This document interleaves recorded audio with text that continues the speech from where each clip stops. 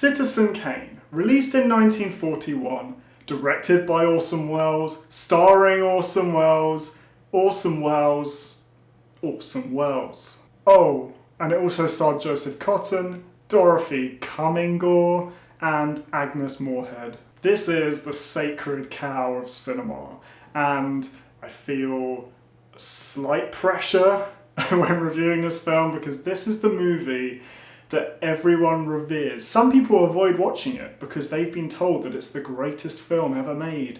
It's the biggest influence on cinema of all time. And you know what? Some of those statements aren't too far wrong. This film features the life of Kane, and he dies, and it's all about this rosebud, this mystery, and it's quite interesting. It makes for a compelling plot. In fact, I think the reveal itself is very thought-provoking, and really it's about loss, and it's about power, and it's about what happens when you receive that power. Absolute power corrupts absolutely, and that is the essential theme of Citizen Kane. Rosebud is about taking the audience back to where Kane was happiest, and that was when he was a child, his childhood, before he rose to power, and that's the essence of the film. Some of the shots and the transitions are masterfully well done.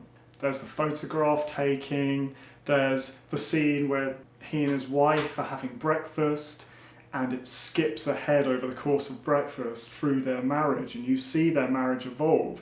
If you're an aspiring filmmaker, you watch these scenes, you see how they're constructed, and it's definitely understandable why people refer to this as one of the most influential films, because it really changed the game. There's excellent plotting here. It has a really concise and comprehensible story arc, and it has some great lines throughout. Again, referring to the way it was shot, the cinematography, there's some really compelling imagery, some really disturbing imagery almost. For example, the Imperial political campaign speech. Orson Welles as an actor oozes charisma. He uses style, and he really embodies the idealistic male of the 1940s in America. I would say he stole his own show, and this was an exercise in narcissism, but actually that ties into the film. It works on many levels. This is a deep film, and there's parallels between real life, reality, and the cinema. So all in all, Citizen Kane is this interesting, multifaceted, multi-layered, intricate film.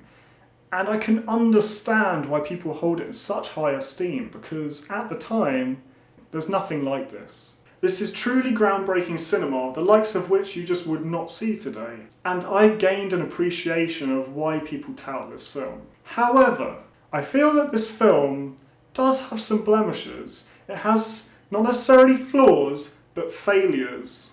Failures when you put it in a modern context. So I'll explain what I mean. The character of Kane is excellently well-rounded. However, the side characters are all very two-dimensional. In some cases one-dimensional. Maybe that's a sign of the times, but it stood out, especially the female characters. They were very much very flat depictions of women, especially in that era, and that came across as quite dated. Some people might not agree with this. But whilst it was interesting and charming, I didn't actually find the film that entertaining. Now, Alec, you say, how can you find this film unentertaining when you're giving it all this praise? Citizen Kane engaged me intellectually, but it didn't engage me emotionally. And I feel that this is a critical issue that I have with Citizen Kane. I feel that it exemplifies how far cinema has come, because this doesn't work on an emotional level at all, in my opinion. You see the strife and the character struggle that Kane goes through as he transitions through life, becoming ever more powerful, ending up in his castle, alone. And he's truly alone. However, for example, his wife and child are killed in a horrible car accident, which is referred to in the newspaper, and there's no gravity to it. It doesn't impact his character in any meaningful way. The actions he takes as a character were the actions he takes because of his ever-diminishing grip on reality, not because his wife and child died. I'd also say that the film, again indicative of its time, lacked real tension that carried through the film. This is a 2-hour long film, and apart from the hook of the Rosebud mystery, there isn't much that engages you as an audience member. Final verdict. 8 out of 10.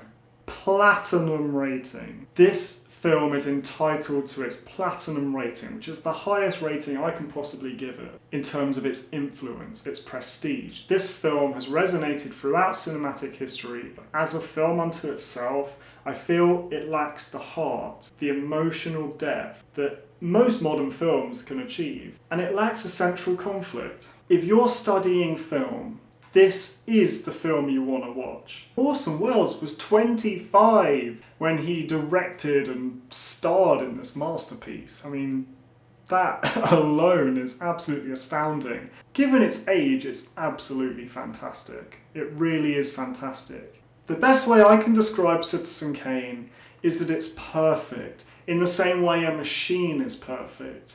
I feel like for all his genius, Orson Welles didn't understand the emotion of a motion picture.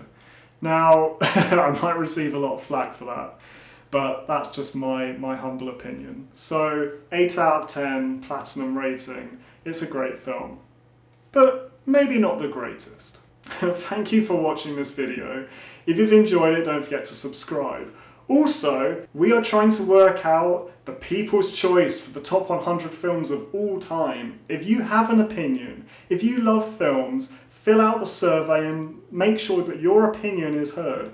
Once we have enough votes, I'll be producing a video in which we actually run through your list. Not my list, your list for 100 films of all time.